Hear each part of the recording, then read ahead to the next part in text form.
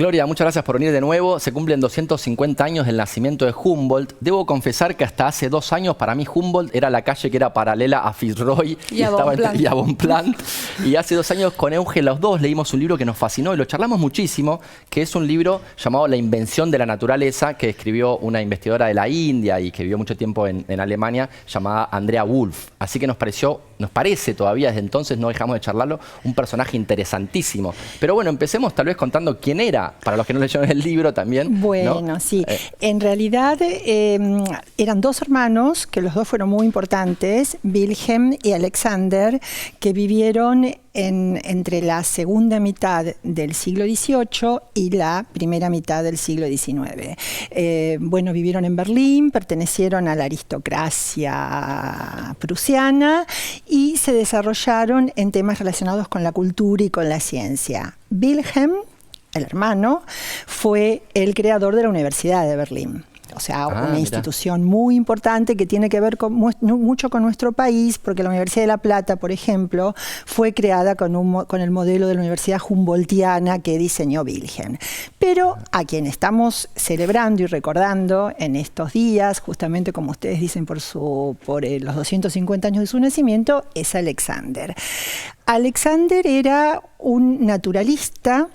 En realidad, él se preparó para trabajar en minas, en dirección y en explotación de minas en Alemania, y bueno, en eso tuvo una formación muy importante en geología, en piedras, o sea, en algo que todavía pensemos que estamos en un periodo previo a la definición disciplinaria. Claro. Estamos en un periodo científico protodisciplinario, ¿no? A fines del 18. Claro. Entonces, lo que él estudió sobre piedras, relacionado sobre formaciones geológicas, fue después lo que dio la geología. Claro. Él estaba preparado para eso, pero en un momento, después del fallecimiento de su madre, decide utilizar su fortuna en emprender un gran viaje. Y ese gran viaje lo realiza a América.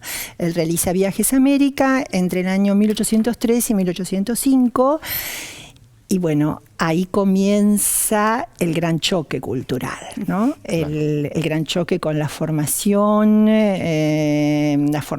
universitaria, la formación cultural que tenía un aristócrata prusiano, muy determinado por los ideales de la Revolución Francesa, o sea, ya con un espíritu liberal, podemos decir, pero claro, América le explota. Claro. América le explota en todo sentido. Le explota la naturaleza, le explota la cultura, le explota la diferencia y bueno, y sus escritos, que son lo más diversos que ustedes se puedan imaginar, dan cuenta de ese gran impacto que tiene sobre él este contacto con la realidad americana. Y además de la naturaleza, él se junta con Bolívar, con Jefferson. ¿Cómo son esos encuentros? Claro, él en realidad, bueno, y eso es lo importante, ¿no? Porque justamente su concepción, a mí me interesa eso, sobre todo en Humboldt, destacar esa mirada del hombre frente al impacto de la modernidad, frente a una nueva construcción, una construcción social, política, ideológica, en la cual Europa tiene que anexar un nuevo mundo. Pero ese nuevo no es solamente anexar espacios, no es solamente anexar un territorio, bueno, inmenso, sino también anexar una diferencia, anexar nuevas especies, nuevos procesos culturales y nuevas ideas. Por ejemplo, Alexander se manifiesta muy en contra de la esclavitud, y eso a fines del siglo XIX es realmente... Era de avanzada. Muy de avanzada. Claro. Muy de avanzada. Él, por ejemplo, en una de las cartas tiene una frase, bueno, yo ahora no la recuerdo textualmente, pero dice algo así como que qué pesado fue hacer ese viaje con ese comerciante en el cual le tuvimos que escuchar decir por qué estaba bien o estaba mal tratar bien o tratar mal a los esclavos. O sea, es una ofensa al concepto de humanidad en sí mismo hablar de la esclavitud. esclavitud. Bueno, eso lo vincula con el ideario libertario que estaba desarrollándose en América por supuesto, de las revoluciones. Y se relaciona con Bolívar. Ahí, bueno, es cuando Bolívar dice Humboldt es el segundo descubridor de América, porque, bueno, es el descubridor científico, es el descubridor de esa diferencia. Y se relaciona con Jefferson. Y ahí es bastante polémica esa historia. Claro. ¿Se las cuento? Sí, por favor. Vamos. Bueno, es bastante polémica porque él tiene un permiso. Ustedes piensen que todos esos territorios desde el río Colorado hacia el sur, desde México hacia el sur, pertenecían a la corona española. Él consigue un permiso de la corona española para hacer sus expediciones científicas en América. Y ese permiso, la verdad que es un permiso muy amplio, se puede mover con mucha libertad. Es una de las primeras veces que se les da un protestante, porque ustedes recuerden que la corona española era fundamentalmente católica. Claro. Bueno, fundamentalmente no, eran los paladines del catolicismo, y este prusiano era protestante. Bueno, entonces le cuesta conseguir el salvoconducto, pero lo consigue. Bueno, hace un montón de exploraciones, sobre todo en México, relacionadas con el territorio, con las minas, con las riquezas naturales. Se conecta con los norteamericanos, se conecta con el presidente, con Thomas Jefferson, y le pasa esa información.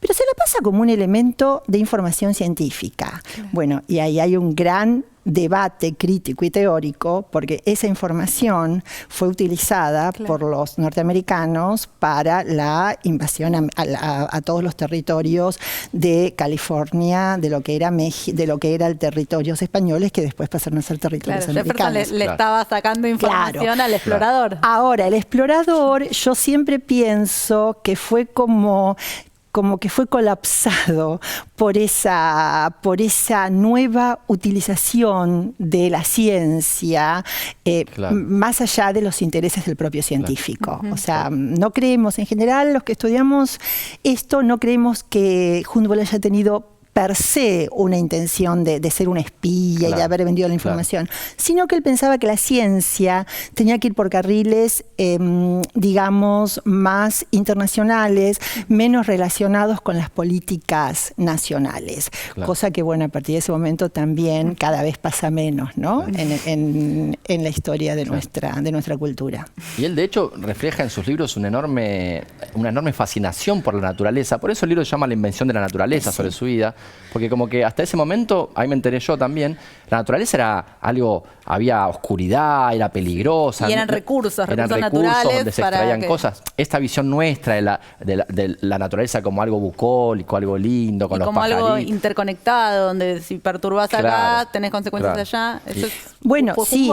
Exactamente, fue muy importante porque en ese sentido fue uno de los precursores de las teorías ambientalistas. Claro, él predijo de alguna forma el cambio climático. Exacto, de alguna forma predijo que todo el extractivismo estaba en contra de la evolución de la naturaleza. Eso fue realmente que en ese sentido también fue un precursor. Pero además fue un precursor en esto que llamamos la visión holística y transdisciplinaria. Él vio la naturaleza como en una concepción totalizadora, y él pensó que si se tocaba algo suponete, del sistema, no sé, zoológico o del sistema botánico, también eso alteraba al sistema humano. O sea, la relación de humano-no humano, que es un tema de tanta actualidad en la ciencia hoy, fueron aspectos en los que ya pensó Humboldt. Y además, bueno, su visión poética, sus escritos son poéticos realmente. Hay una utilización estética. Cuando él describe esas plantas exuberantes que lo desbordan, bueno, él va acompañado por Bonpland, que es el naturalista francés, que después tiene mucha importancia en la Argentina, porque después viene, en Paraguay y en Argentina, mueren Corrientes, si no me equivoco. Bueno, él en su primer viaje está acompañado por Bonpland y son los que describen esta naturaleza distinta. Y están fascinados, o sea, están como subyugados. O sea, para nada la visión del científico que describe objetivamente, sin tener ningún... No. Hay emoción. Están emocionados, hay algo estético también. En ese sentido, es también un fundador de la moderna divulgación científica, ¿no? Totalmente. Que describe la naturaleza de esa forma tan fascinante. Y lo que contabas recién de la descripción de la naturaleza influye, por ejemplo, en Darwin, que lo leía cuando era joven, y entonces en gran medida lo que sabemos del darwinismo tiene que ver con la influencia de Humboldt en Darwin. Pero también acá, por ejemplo, Sarmiento pone una frase de Humboldt como epígrafe del Fausto. ¿No? Una frase que dice algo como así epígrafe del Facundo. Del Facundo, perdón, del Fausto, me acordé de Goethe, amigo también de Humboldt. Bueno, claro, Goethe también, bueno, le dedica el Tratado de Geología a Goethe, o sea, estas relaciones entre poética y ciencia, o sea, eso de ciencias duras, ciencias blandas, para nada, o sea, era una visión del humanista total. Y sí, además... Él nunca vino al Cono Sur, nunca vino al Río de la Plata, pero sí tuvo mucha influencia en pensadores argentinos, sobre todo en Sarmiento. Sarmiento comienza el Facundo con un epígrafe humboldtiano, en el cual inaugura, y eso también quizás es interesante decirlo, donde inaugura una metáfora que que se reitera mucho en la literatura argentina, que es la homologación de la pampa con el mar, con el océano. Claro. La pampa, el desierto con el océano. Y ese desierto, esa inmensidad, que por eso la homologa con el océano, es interesante porque es, por un lado, lo que nos conecta, pero también lo que nos aísla, también lo que nos diferencia, ¿no? También lo que de alguna forma nos hace ser otros a los americanos, a los sudamericanos. ¿Y a vos te cambió algo cuando tuviste que estudiar en particular Humboldt, tu visión de la ciencia, de nuestra relación con la naturaleza? Bueno, en realidad yo no soy una súper especialista en Humboldt.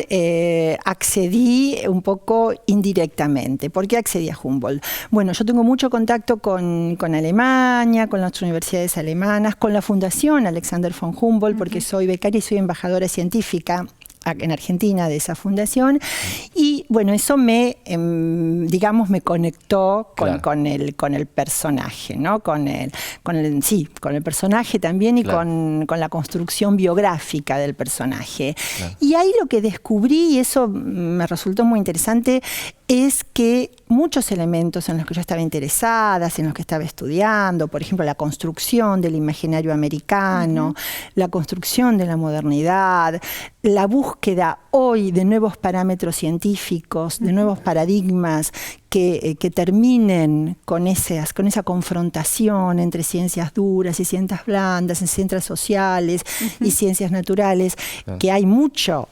Yo estoy trabajando eso también como directora de un instituto de ciencias sociales, como investigadora del CONICET, estoy trabajando mucho esa conexión transdisciplinaria. Sos nuestra Humboldt. Y bueno, entonces ahí dije, bueno, pero este hombre lo tenía clarísimo hace, muchísimos años, ¿no? Hace todo el siglo XIX y todo el siglo XX, hace más de 200 años. Sí, bueno, Gloria, muchísimas gracias por venir. Hace rato queríamos hablar de Humboldt, pero qué lujo hacerlo con estas reflexiones tuyas que están buenísimas y nos dejan pensando. Así que muchísimas gracias a ustedes por divulgar todos estos aspectos de la ciencia que tienen que ver con el día a día y con la sociedad. Gracias. Bueno, muchas gracias.